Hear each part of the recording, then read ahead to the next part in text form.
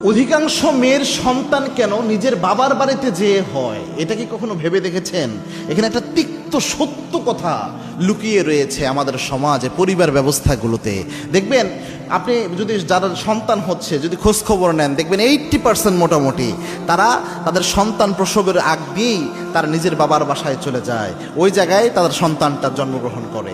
এর কারণটা কি? এর একটা মারাত্মক কারণ রয়েছে। তার কারণ হচ্ছে, একটা মেয়ে যখন গর্ভবতী থাকে তার শরীরের অবস্থা কিন্তু এরকম ভালো থাকে না, কাজের ওই মন মানসিকতা থাকে না, তার ওই রকম সাংসারিক এফোর্ট দেওয়ার মতো ওই মন মানসিকতা, শরীরের এনার্জি, এই জিনিসগুলা থাকে না। তো এই জিনিসগুলা তার শ্বশুর বাড়ির লোকজন ওইভাবে বুঝে না, যেইভাবে একজন বাবা মা নিজের মেয়ের বেলায় বুঝে। এটা কিন্তু জরুরি একটা বিষয়, কেননা শ্বশুর বাড়ির লোক, শ্বশুর শাশুড়ি ছেলের বউকে নিজের মেয়ের মতো দেখবে। বলাটা যত সহজ, আসলে বাস্তবতা কিন্তু এতটা সহজ হয় না। খুবই মারাত্মক একটা বিষয়।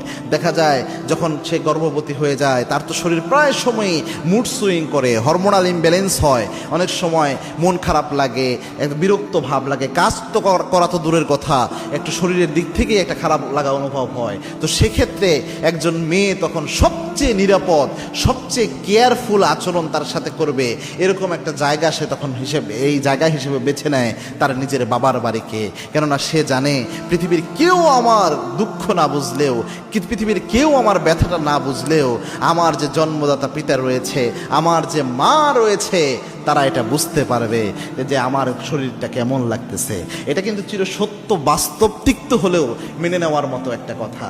এটা হয় হরহামেশা।